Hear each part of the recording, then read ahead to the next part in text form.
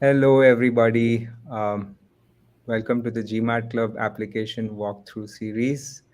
My name is Karan. I am a Kellogg 2Y, class of 2025. And today we are going to be talking about Kellogg. We are here to discuss the Kellogg application. And I am here to welcome you to the GMAT Club's MBA application walkthroughs. This is a 6-week series covering applications to top 25 MBA programs. Every Thursday and Friday for 6 weeks, we will feature admissions experts and admission teams going step by step through every aspect of the online application. Be sure to subscribe to our channel and stay updated and support us in organizing more events.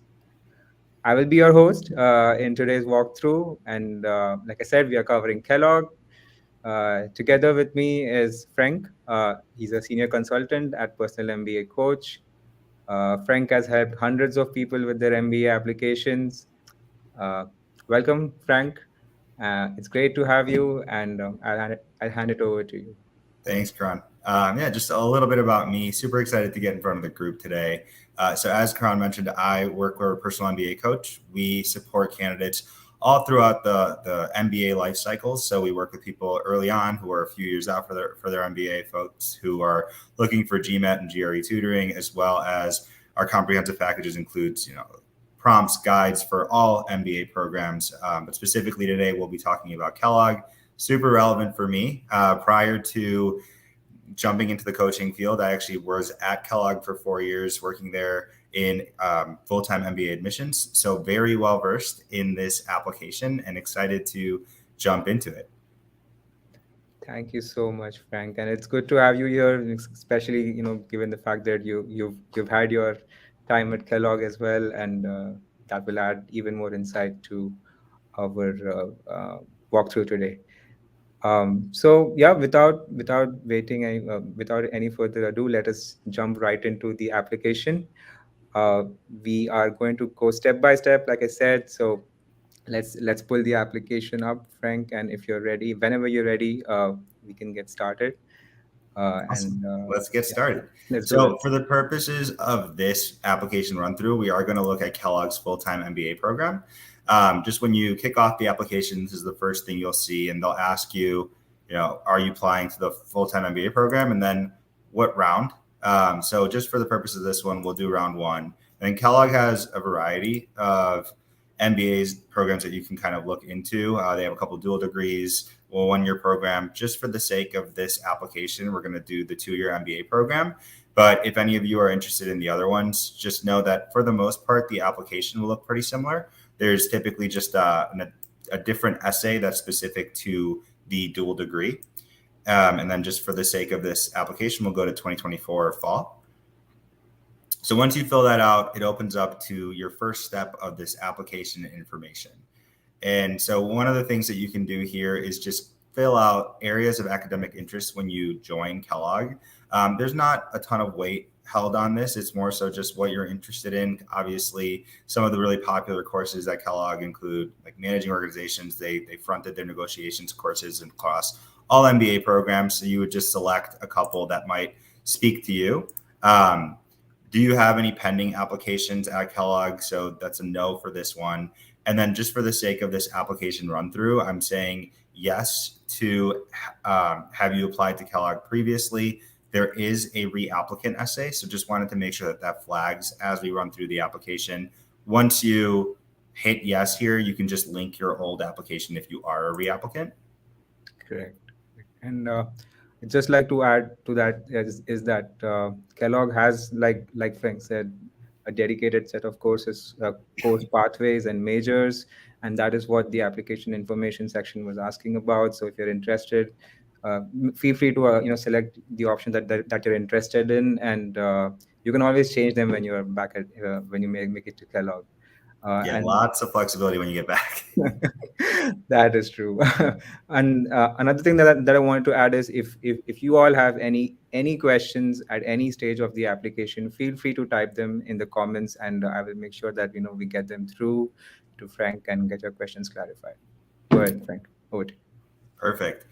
So you'll just start with personal information here, first name, last name. You want it to match your passport, but you can have, or your government ID, but you can have a preferred first name here. Any previous names that you've had, and then they do ask for your address. If you're someone who travels a ton and you're just not sure what they're asking for this for, you can always use a more permanent address. I think a few folks have used parents' addresses if it's easier for them. LinkedIn profiles. So we recommend just adding your LinkedIn profile here. Typically, your LinkedIn profile is professional, so there shouldn't really be a reason to avoid putting it in here. And transparently, admissions officers, they're looking for your LinkedIn profile, they'll find it. So there's not really a reason not to add it. Your phone number, and then personal information. So your sex as it appears on your legal documents, birth date, primary citizenship, and dual citizenship. Just make sure that you're answering this honestly. Simple information about who you are, hometown information, so city, state, and then this is just a little bit about the type of background that you're coming into. So what level of education did you have coming into Kellogg? Do you have a bachelor's? Do you have an additional master's? I know sometimes students will have a master's program.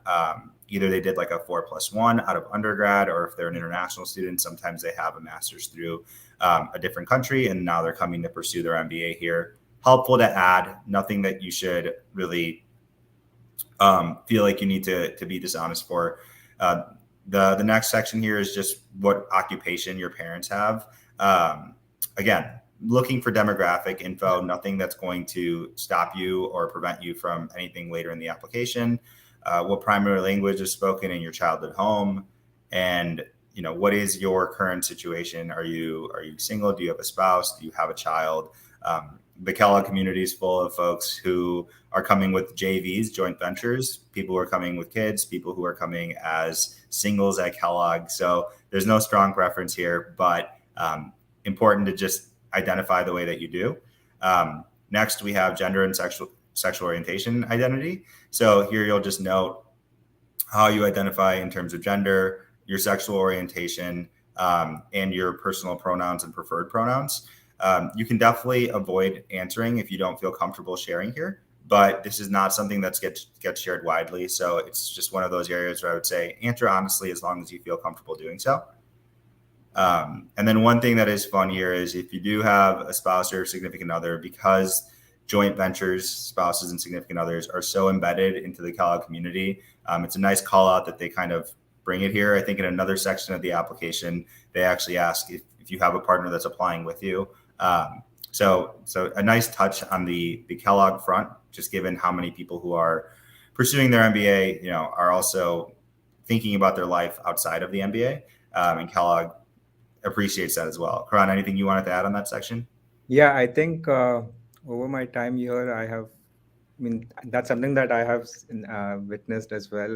Kellogg is so inclusive of JVs, and they have dedicated programming. They have dedicated parties for JVs at Kellogg, and it really brings in a strong sense of community even for the JVs, and also makes the student feel more inclusive in the community.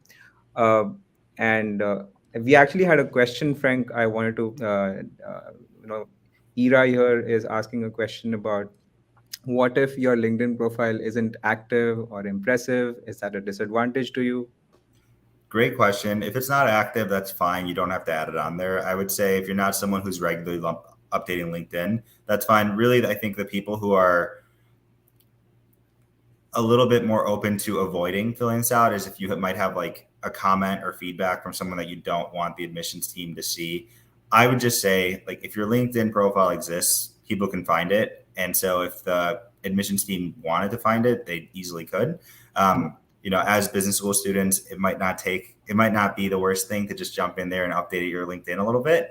Definitely don't have to have one of those glowing, I don't even remember what they're called right now, but like LinkedIn certified profiles, just enough that covers your basic information, and that'll do. Perfect. Thanks, Ira, for the question. And thanks, Frank. Yeah. Awesome. So getting into the start of the meat of the application. So one of the first things that Kellogg asks you about is your professional experience. And when they're talking about professional experience, they do want full-time work experience. So internships should not be included in this section. It's your career history. You'll have an opportunity to add up to 5 of these. If you're someone who's coming with more work experience or just has a variety of roles, that's fine. Kellogg kind of states in the application that, highlight the ones that you think are most impactful, and that will do for you. Your resume will be another area where it will show, your whole picture. Things to kind of call out here. So one, if you are someone who's been at the same company for years and you've had promotions, Kellogg actually asks you to list them out separately. So you would do one for each section. You would maybe put, consulting organization, your information, the title that you had at that time, starting comp, ending comp. For bonuses, if you are anticipating a bonus, but you just haven't received it yet, you can go ahead and put that bonus number in here. And I don't think it'll allow you to have a non-numerical here, but typically in description of duties or something, you can just flag like anticipated bonus. Bonuses are paid out in the X month.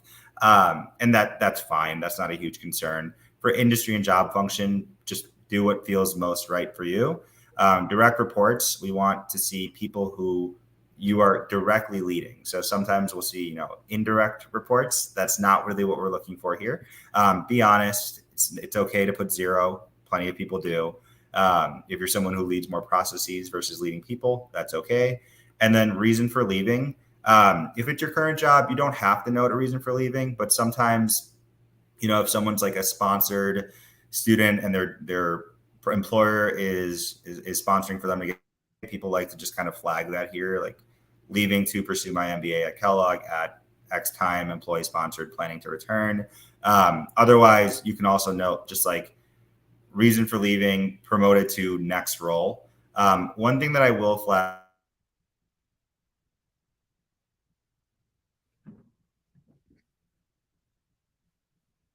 Okay.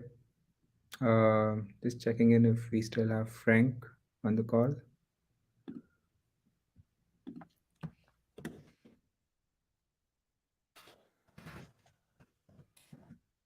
I'm just checking in again if Frank is here. Oh, are we back? Sorry about that. Okay, yeah, you're back. You froze and yeah, you're back. You're good. Sorry about that. All technical difficulties. Do you want to discuss the last section of the add employer section maybe again? Yes. So if there are any gaps between your employment, you'll just feel free to note that. I feel like if it's a month between jobs, just because maybe you ended at the end of one month, started at the start of the next month, that's okay. But if there is a gap in your employment, there are other areas of the application where you can go ahead and flag that. Here, just be honest in terms of timeline. I know we've gotten questions around like, why do they ask about your salary and your end compensation? Unfortunately, that is something that can sometimes show growth in a role. And if you're someone that's in finance or in an organization that has a very flat structure, sometimes that salary component can be key. With that said, I wouldn't be overwhelmed if your salary isn't where you want it to be and you're concerned about that. Kellogg is a school that has a lot of folks who are interested in social impact and sustainability, and sometimes those folks, or non-for-profits in general, and sometimes those folks just aren't at that same level of compensation. So there's nothing that you need to be untruthful for or feel just not confident about. It's mainly just there for the sake of being there. It will ask your years of full-time work experience, and here you'll want to do it. You'll want to almost put it so that it's counting how long you'll work until you actually start at Kellogg. So if you were to be applying now for fall 2024 and you have 6 years of work experience as of this point, your years of full-time work experience should include 7 years, because it'll be that one additional year that you will be working. It does not include internships. So keeping that in mind. Kellogg will ask you to upload your resume here as well. And so, as I said, if you are someone with more than 5 roles, that's okay. Just update the ones that are most relevant here, and then your resume can kind of tell more of that story. I do want to talk about resumes for a second here. So your MBA resume will likely look very different than the resume that you'll be using if you're applying to roles in your specific industry. Really, the MBA resume format is looking for specific leadership and transferable skills that you can bring in, calling out teaming, calling out like very explicit deliverables. You don't want it to be super industry jargon heavy, just because the admissions and adcom teams that will be reading your applications may not be from your industry. And so you want to try to put it into layman's terms. Another thing to call out here is we've gotten questions around like, do you do the info about me blurb up top? That's not really something that we recommend putting in the resume for an MBA. The reason for that is, we also want you to highlight additional information. So if you're involved in extracurriculars, if you're involved in non-for-profits, sometimes at the very bottom, MBA applications will include just like skills and hobbies, right? Mm-hmm. It's going to look different than the application that the resume that you would submit for applications for jobs. So keeping that in mind, we at Personal MBA Coach have wonderful guides that we kind of use as our MBA guide. But Karan, correct me if I'm honest, but I know that when I was at Kellogg, the career coaches there had certain guides that they would recommend using that were specific for, what it looks like as an MBA resume versus a resume in industry. Is that correct? So that's a very interesting thing that you brought up, because I had access to career guides immediately after I got admitted. Like, we have a welcome page for admitted students, and we had a dedicated section from the CMC. They had put out like the default Kellogg resume templates, and we also had like some industry guides. And the process starts very early, and after you get admitted. And Kellogg CMC is absolutely, they have been so supportive throughout my throughout, like from the time I got admitted.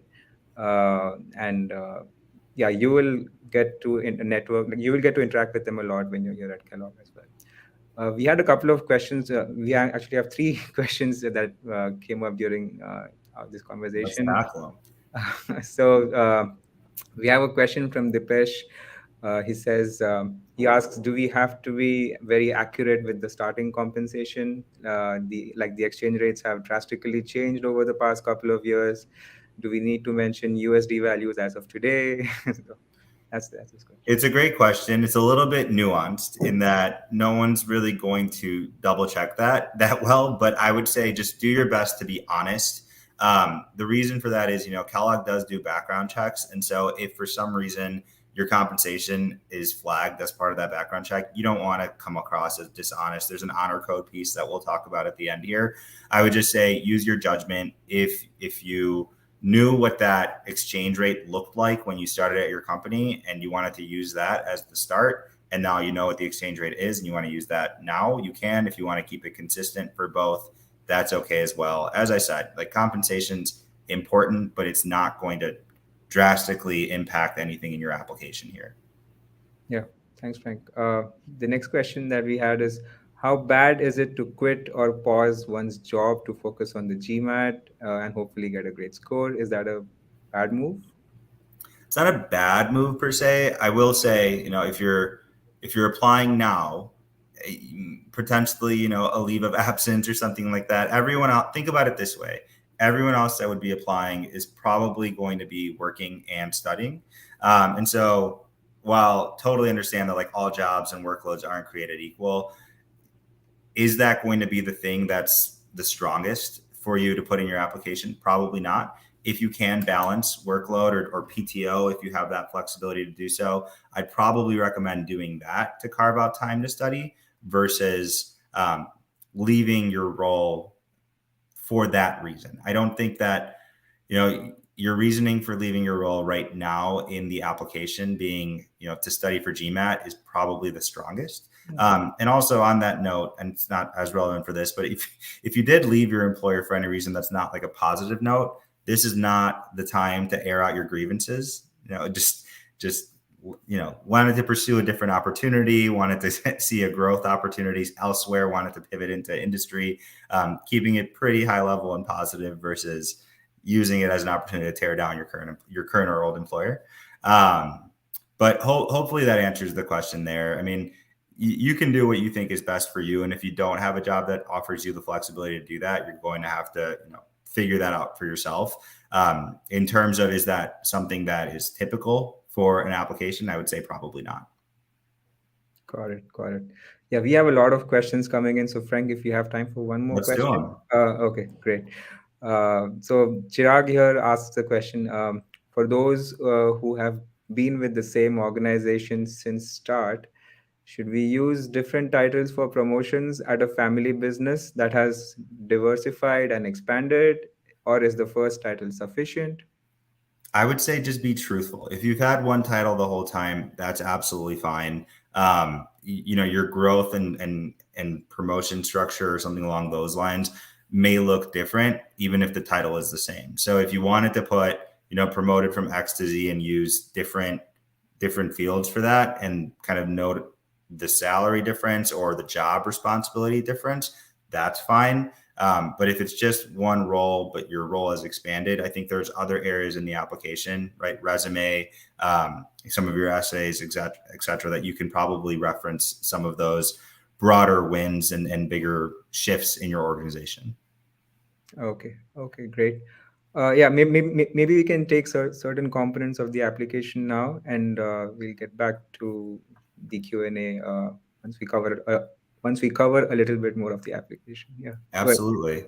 So jumping into financial sponsorship here, I noted this already. If you're someone who might be getting employer sponsorship, if you are a veteran and you're planning to use the GI Bill, this is not the section for you.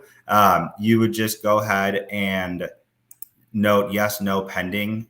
If it's pending, that's okay. It'll just kind of ask you what your percentage is, and you can update this at a later time. This could be a section where you use the additional essay portion to just put a bullet in and say, pending approval for sponsorship for X through my organization to come pursue my MBA. It's not going to really weigh anything any differently. So just be truthful here as well. Talking about career goals. So career goals is a big one. The Kellogg application is definitely a puzzle. I would say there are 6 core tenets to it. And one of them is, your test scores. We'll talk about that in a second. One of them is your career focus, so your career goals. So Kellogg asks you in a pretty short spot for your short-term and long-term career goals. And although it's only 150 characters, note characters, not words. So that means periods, spaces, all of that count here. You do want to be pretty specific. So you don't want to just say, I want to come to Kellogg and go into consulting. If you can take that a step further, even though it's a limited number of characters here, and say, I'd like to go into consulting at a company like X and focus on this area of expertise or something, that gives a little bit more color to your actual career goal. Finance is another very broad term. So if you can say like the type of work that you'd want to do in finance at a company like X, Y, or Z, that can help. You don't have to list out a company, but in instances where it really is an umbrella term that's going to be your short-term career goal, it's sometimes helpful to just give folks an idea. That's also relevant for like the CPG industry. If you want to go into brand somewhere, maybe you can say brand at a sustainability focused organization and then it's a short-term goal, but it gives the admissions team a little bit more context as to what you're actually doing. And then when it comes to your long-term goal, this shouldn't be a goal that's like 30 years from now. It should be about 10 years from now. And it should also be realistic. So if that's staying within the same industry and growing, that's fine. If that's pivoting, consulting is just an easy one to use here, but obviously other examples work. If you noted in your short-term goal that you wanted to, go into consulting and see the healthcare side of it, pre-Kellogg, you were working in healthcare and industry, and then post-Kellogg, you actually want to go back in industry as a leader, or maybe there's something specific that you want to do, like you want to take a drug to market, and that your experience in consulting is going to set you up for that, and then your pivot out of consulting is going to set you up for success. You can do that. You can't share all of that here, but you can make it short, sweet, and show that you've provided insight into why this is your short-term and long-term goal. Yeah. And the reason that I jumped these other questions and went straight to short-term and long-term goal is because Kellogg is going to ask you for your desired industry and functional area. In this area, if you're ever struggling, I would say lean on whatever industry and function your short-term goal is, just because that's the immediate one that the Kellogg admissions team is there to support you with, right? Like you're going to join Kellogg, you're going to work with career coaches, and this is going to give them an idea of what your short-term goals are. For Karan, before I jump in and keep going, any questions or anything that you wanted to chime in with? Yeah, I think about goals, right? And I'd love to hear like your opinion on this as well. But the way I see it, it shouldn't be like way too far fetched that it shouldn't appear implausible to get. Uh, but at the same time, like I was actually wondering how much flexibility can a candidate have when it comes to defining their goals in terms of like or does it have to be like really achievable and realistic? It's a mix, right? It's okay to want to, it's normal to want to go pursue an MBA so that you can pivot into a new career. It's why people are doing that. There are definitely folks who want to stay in their same industry, stay in the same geographical area, stay in the same functional role, but maybe explore something different. The thing that I think admissions is really looking for here is, can Kellogg help you get to that goal in 2 years? Is 1 year at Kellogg, then an internship, and then your second year at Kellogg going to be able to make this major pivot for you? So maybe your long-term goal is that larger pivot, and the short-term goal is going to get you in a position to be there. An example, maybe you're coming to Kellogg with a finance background and you want to end up in private equity. Well, maybe the short-term goal is that you want to go get some investment banking experience, whether that's in your internship or post-grad, and then down the road you want to jump into PE or VC, right? It's about segmenting it a little bit, because if you are someone that's coming from, let's say, a non-for-profit background and you want to go directly into venture capitalism, that can happen, but that is very ambitious. And does Kellogg think that they can set you up for success in 2 years to do that? That's what you want to think about here. You will have other opportunities to talk about your goals. So we'll talk about interviews in a second, but Kellogg does ask you, what is your plan B in case things don't work out in that way? And so, we understand that once you're here, your goals can change, but for the sake of the essay, you want to make sure that they're impressive and achievable. Yeah, and as a current student, I can tell you that Kellogg promotes. I mean, Kellogg really encourages to have a plan B in mind, even after we become a full-time student here. So that's something that's ingrained into the culture at Kellogg. We had some more questions, Frank. I'll just quickly go through a couple of them. We had a question from Ira again. Where can one access a sample format for the MBA resume or find one that they can use? You might be able to find one online. I truly don't know, Karan. You might have more experience here than I would. I know for personal MBA coach, we have prompts and guides for everything. So that's, if you are someone who's working with a coach, that's obviously helpful. I'm assuming GMAT Club or GMAC or one of those organizations out there might have resources for you to leverage. Karan, feel free to chime in. Yeah, we do have certain sample resumes on GMAT Club as well. You can have a look.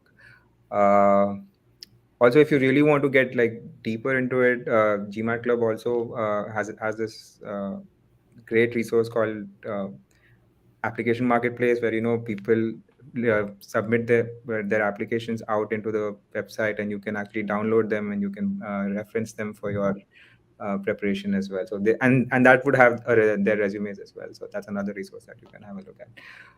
A question from Bito. I'm sorry if I pronounced that incorrectly, but is it a requisite to be a supervisor or have people under your leadership? No. So one of those pillars that I was talking about for Kellogg is leadership, but it's not just demonstrated leadership. It's also leadership potential. So even if you aren't supervising or don't have a team under you right now, maybe you've led in different ways, right? Maybe you've led work streams, maybe you've led processes, maybe you've led outside of your actual like work and in extracurriculars. You can pull leadership from a variety of different areas. It doesn't have to be in your role, and you definitely don't have to have direct reports. What I will say though is, a core tenet across, I know we're talking about Kellogg here, but almost any MBA program is looking for that leadership potential. So think about the transferable skills that you can highlight somewhere in this application, so that you're showing off your leadership. Thanks, Frank. Next question is, what would be the minimum Minimum number of years of work experience in your opinion? Yeah, so this actually isn't an opinion. Kellogg has, you have to have at least 2 years of full time work experience. Yeah. I will say, typically, a Kellogg student probably has closer to like 6 to 8 years of full time work experience. But I think the application itself, for the purposes of like what the class is, it's anywhere from 2 to 8 years of work experience. If you are someone that's more junior, that's something that we've been seeing across all kind of MBA pipelines right now, is people just coming in a little bit more with a little bit less years of professional work experience, and that's okay.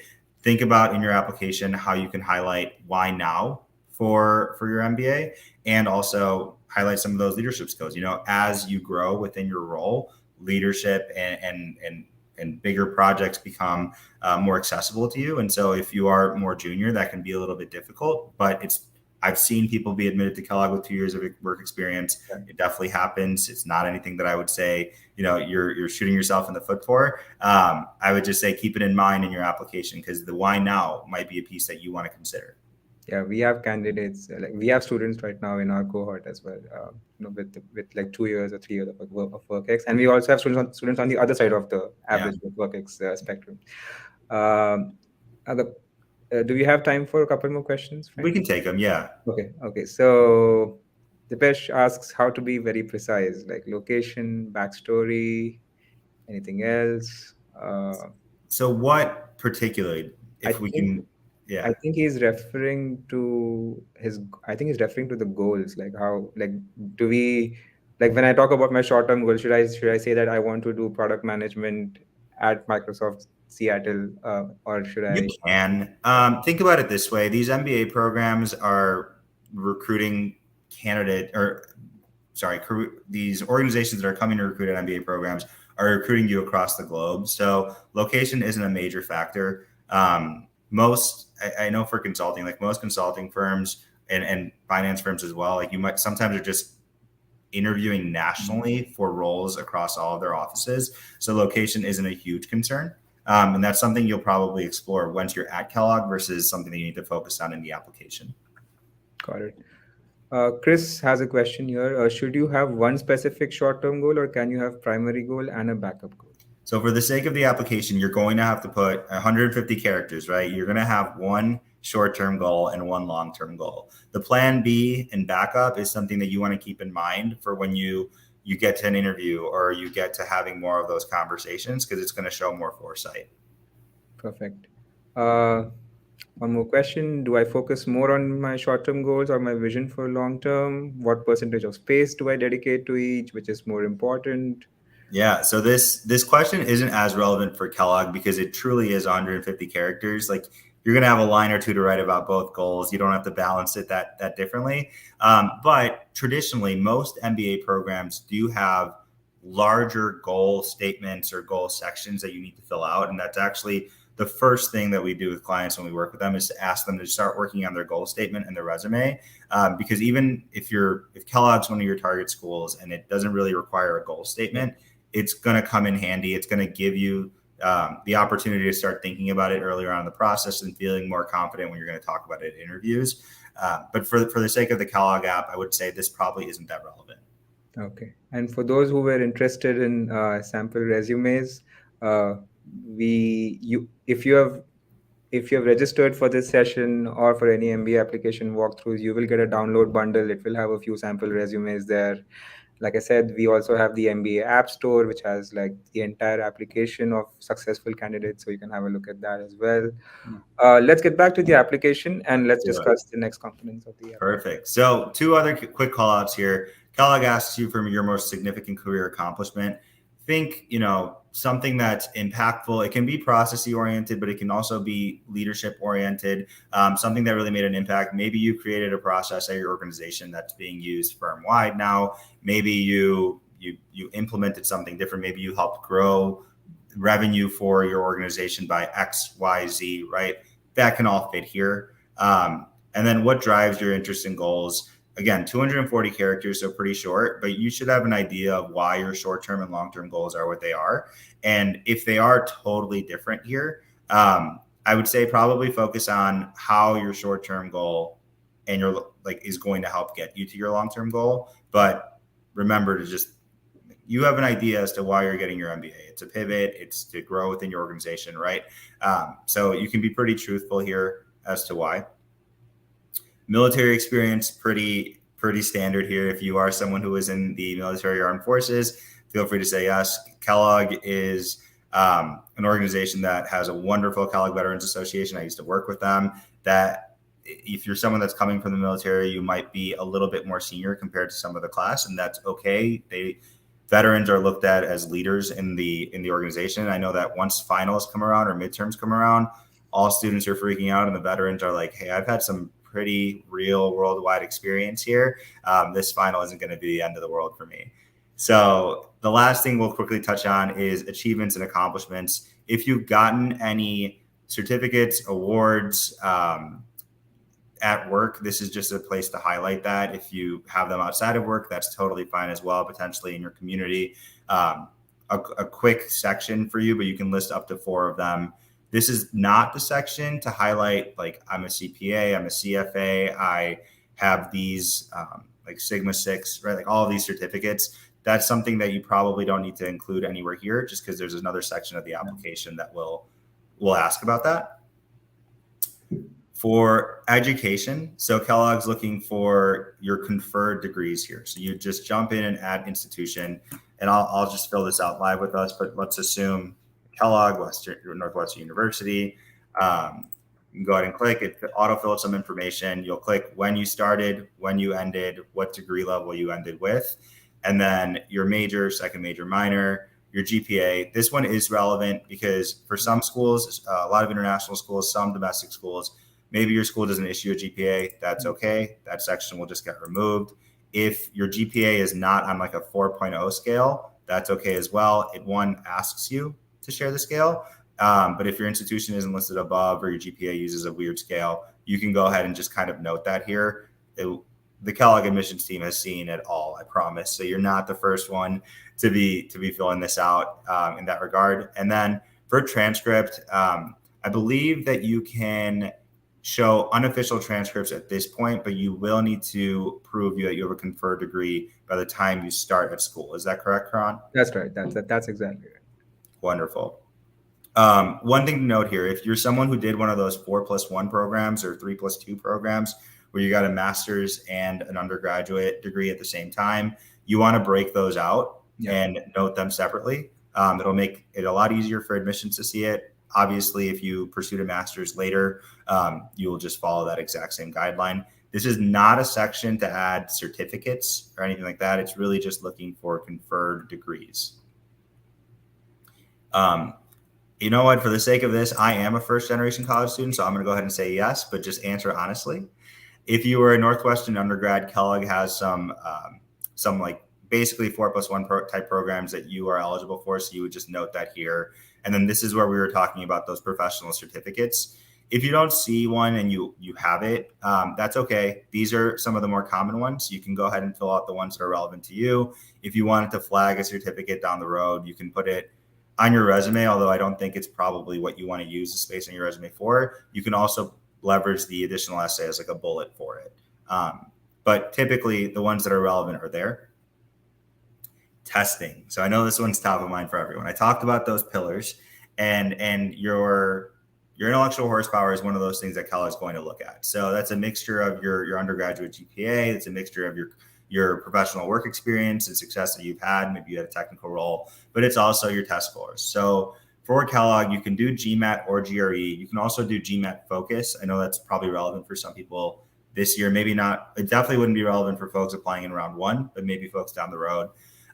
Kellogg weighs them pretty similarly. If you're wondering where you compare to, the class profile, I would recommend just looking up the Kellogg class profile, and that can give you a great read on where you are.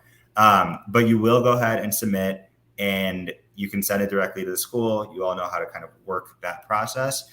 This TOEFL piece I will kind of talk about for a second. So if your undergraduate degree was primarily taught in English, or if it was US based, and you are an international student, you should be able to get out of having to submit TOEFL, IELTS. I'm not sure if they're still taking IELTS. Otherwise, you will need to. What I will say is if you feel like you are somewhere in the middle and just have a unique situation, this is one of those great questions that you can go directly to Kellogg admissions for, send them an email, give them a call. Every situation's a little bit different, so they'll go ahead and answer that for you.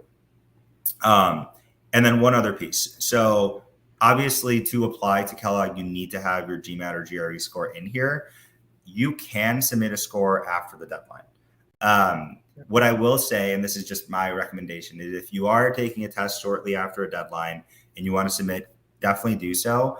If you're getting close to, like, interviews are happening, it's later in the cycle, and you really want to get that test score in, it's probably more valuable at the start, like shortly after the deadline versus down the road, just because you're getting ahead of admissions, having a chance to look at your application or reviewing it. Karan, anything you'd add there?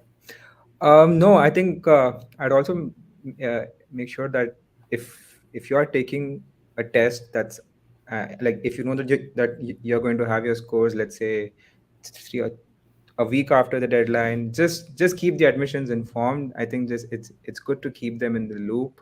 Don't expect them to know that you're going to get back to them in like 2 weeks after the deadline. So just keep them in the loop and be in constant engagement with the admissions team if you are in a situation like this. Yeah. I know this is usually a section we get questions. So do we want to pause for a second and see if there are any questions? We have a lot of questions coming in on our comments section. I think people are really looks like there is a lot of engagement here. So hit the like button. Come on. That's a plug in there. So do hit that like, share, and subscribe to this channel. So let me get through some questions real quick. I've been working out of West Africa for the past 2 months, and I'll be having a total of 4 to 5 months experience by the time I apply. Will that be sufficient to be counted as an international experience? I think we talked about this, but anything you want to add, Frank? So if you have total 4 to 5 months of work experience, you would not be eligible for Kellogg's full-time MBA program. I think that was the question. That's it. Yeah, that was the question. Yeah. Like, will that be sufficient to be counted as an international work experience? Is what we said. So for international work experience, definitely. There's going to be a section in the application, I think, that specifically calls out, like, have you had international experiences professionally or volunteer experiences that you can note there, in addition to obviously this being like a full-time work for you. But just remember that you do have a requirement to hit of 2 years of full-time work experience post-grad in order to be eligible for Kellogg. And some other schools will look a little bit different, but for Kellogg, they do have that 2-year minimum requirement. Perfect. Okay, Chirag asks a question about, hey, do you also offer consulting services on an hourly basis to evaluate essay responses and all application materials? How can we connect? Email? Yeah, so if you just look up personalmbacoach.com, you can go ahead and find our website and get in touch with us. We can connect on that offline. Yeah, sounds like someone might contact you immediately after the session, Frank. You never know. Okay, Hari asks a question about what opportunities does Kellogg provide for aspiring candidates in the blockchain space? I mean, we're talking about the application here mainly, but Frank, if there's anything that you want to add. You might be a little more well-versed there than I would be. Yeah, so Kellogg actually, I mean, just go and have a look at the employment reports on the Kellogg website. They are very comprehensive. They break it down by industry, function, and also program. Like, there are 5 programs that Kellogg offers. So just head over to the Kellogg employment report web, and you should get your details there. If you still feel like there's anything that you want to know, just hit me up on GMAT Club or DM me later on LinkedIn if you want to learn more about it. But yeah, we do have a strong tech pipeline at Kellogg, tech recruitment pipeline. Do we have time for one question, Frank? This is a good one. So disadvantage of applying in round 1. I'm reading this as round 1 versus round 2. Yeah, round 1 versus round 2. Yeah, so at Kellogg, not really. Some schools do have a preference. I would say Kellogg is not one of those schools where if you're applying round 1 or round 2, there's a strong preference. I would say think about where your application is and apply when you feel like it's strongest. So if you feel like you've been taking practice tests for GMAT or GRE and you want to give it another go and you think it'll really bump up and you need to wait to round 2 for that, that's totally fine. Round three, I will say, people get in every year. It definitely is a bit of a smaller pool. And then this hasn't come up just yet, but I'm sure it'll be relevant for the group. Scholarship is another thing to consider here. So round one and round two scholarship buckets relatively similar for Kellogg. Round three, there tends to be a little bit less scholarship. So if that is something that you want to think about, keep that in mind. And then the only other note, I know we're talking about 2-year MBA here, but if you are someone that's interested in the Triple M program or the 1-year MBA program, you really do want to do round one or round two, just because you're going to have to get started in June, and that it's too late of a turnaround for you if you were trying to apply round three and then having to move your life in a couple of weeks. Perfect. Okay, let's go ahead with the application. Awesome. So we're going to talk about essays here. And the first thing that I want to call out, a thing that I didn't have to worry about when I was at Kellogg, is ChatGPT is not your friend. So you will get flagged. Do not use generative AI to help you with your essays.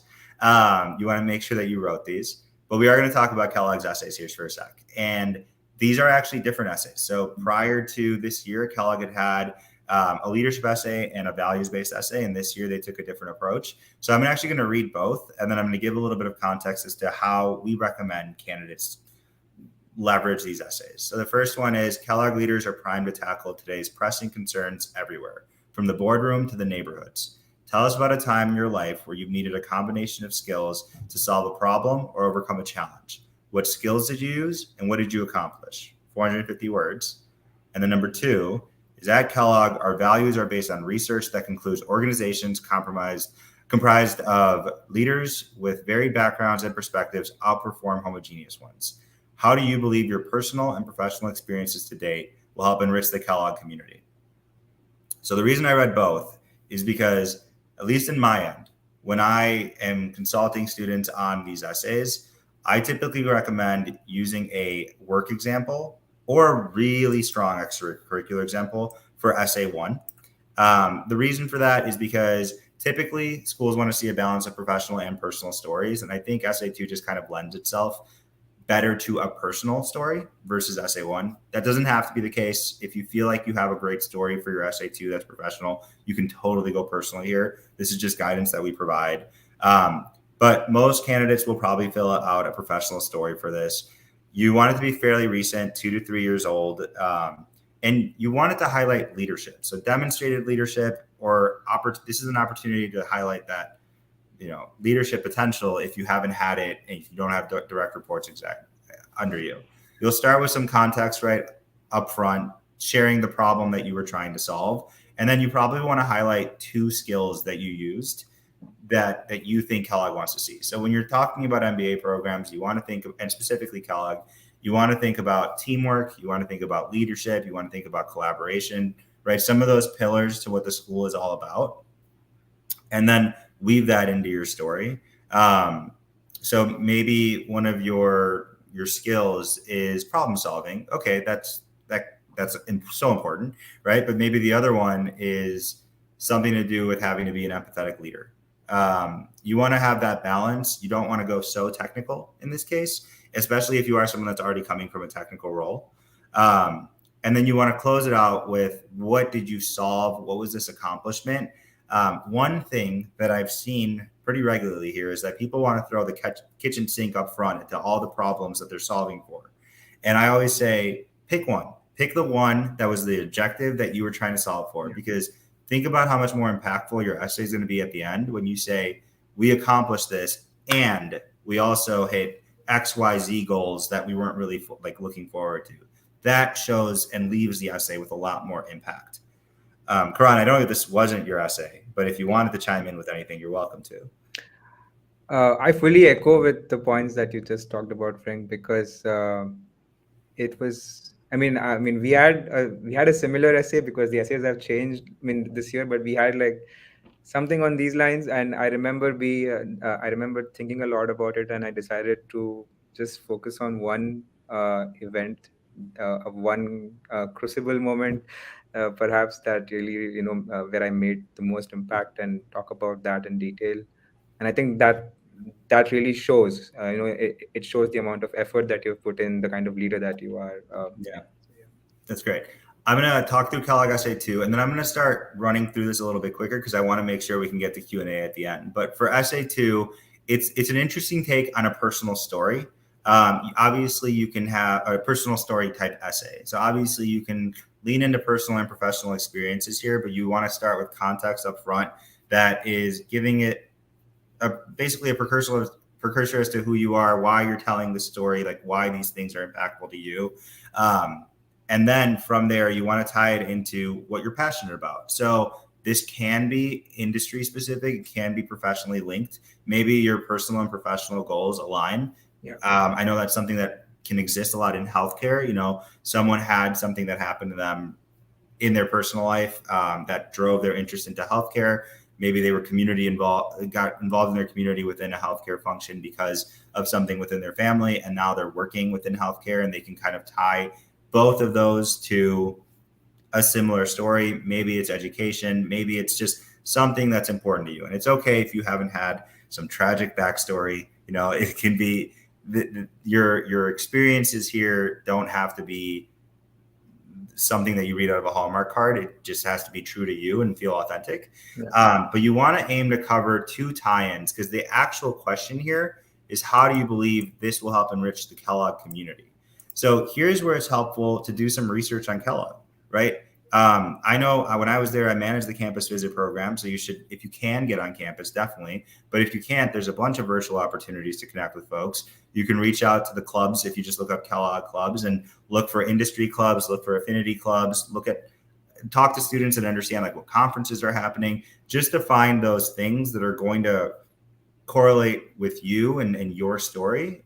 You have to do some investigative work to understand that, you know, there are those opportunities for you at Kellogg. Because if you just say, you know, I want a core curriculum in business because I didn't come from a business background, well, you can get that anywhere. So you want to be specific to Kellogg and on-campus contributions that you can make, and then how you're going to get involved. So it's like, okay, you've narrowed it down and you know you want to be involved in the healthcare club.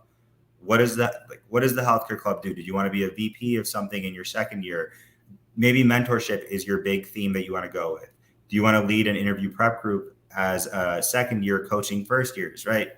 You have to tell a little bit more of that story to make sure that it feels real here. And then reapplicant essay, I'm going to hit on really quickly. But if you are someone who's reapplying to Kellogg, really you just want to show growth here. So in the year X amount of years since I've last applied, these were the promotions that I've had. Maybe I got an updated GMAT score. I grew in this way. And you can also tie in, like, I've spoken to more people at Kellogg and I learned about this opportunity, but I would really focus your efforts on growth versus like an even bigger fan of Kellogg now than I was. And then for the additional information piece, this is one where for some schools we say, leave it alone, don't touch it. This is not something that you have to write a full new essay for if you did want to hit on something. But if you wanted to address, you know, just anything, a gap in your work experience. I know with COVID, a lot of like new hires timelines were pushed, and people might have gaps in their employment. That's okay. I would just be truthful and honest and write a few sentences to kind of convey what you want, but you also don't want to draw attention to something that the admissions team might not even have on their radar. Activities. And sorry for speeding up here, but I do want to make sure we have time for Q&A. How do you spend your time? So Kellogg gives you 6 opportunities to list extracurriculars or activities that you're involved in. This can be a mixture of school and work. It can also be extracurriculars in the community. It can be employer-led. So maybe you're involved in firm initiatives within your organization. Maybe you're involved in your community through community service. Maybe you're involved in mentorship through some kind of mentorship society. Anything works. I would say you probably definitely want a stronger, I mean, you can have a good mix of school and work, or school and professional post-grad experience.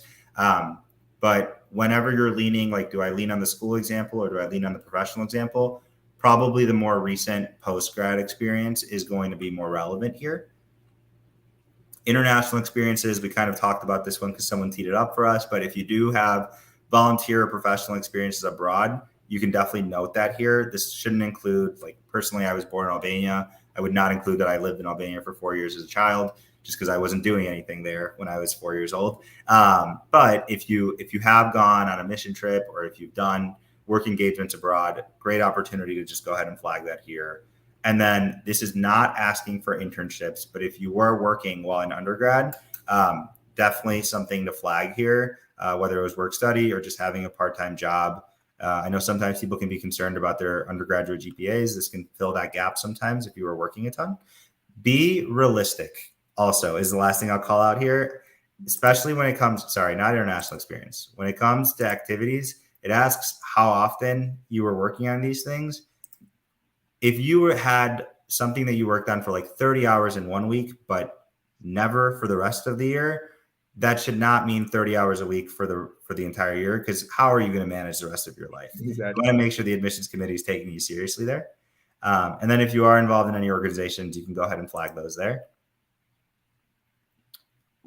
Recommenders. This is one of the last ones I'll hit on pretty deeply here, but Kellogg asks you for 2 letters of rec. This should be someone who is a direct supervisor to you. So it can be enticing if you have someone in your network that's a Kellogg mentor. That is not what you want here. If you can ask your direct supervisor, you should. If you can't, because it could jeopardize your employment, or maybe they just stepped into their role, that's okay. You can go ahead and flag that. But for the most part, you want your recommenders to be able to talk to the type of work that you've actually done. And the other thing that I'd flag here is like, talk to your recommenders. If you know what examples you're going to use in your essays and you think those are the exact examples they're going to use in your recommendation, that feels like wasted space where you could tell a different story. The thing you don't want to deal with here is having the Kellogg admissions team think that you only have like one impactful story. So try to diversify it, keep them in the loop. For us, when we work with recommenders, we actually tell our candidates, like, get the letter and we'll review it and maybe we can give some tips. But like at the end of the day, your recommender needs to write that letter. Really quick. So Kellogg, if you have family members and alums, you can just note them here. It doesn't really change anything. It's just, the Kellogg family piece. And then if you were a Northwestern undergrad, same here. Honor code, be truthful across this entire application. Kellogg does do background checks. The last thing you want is to get admitted to school and quit your job and pay for everything. And then before you start, something weird happens.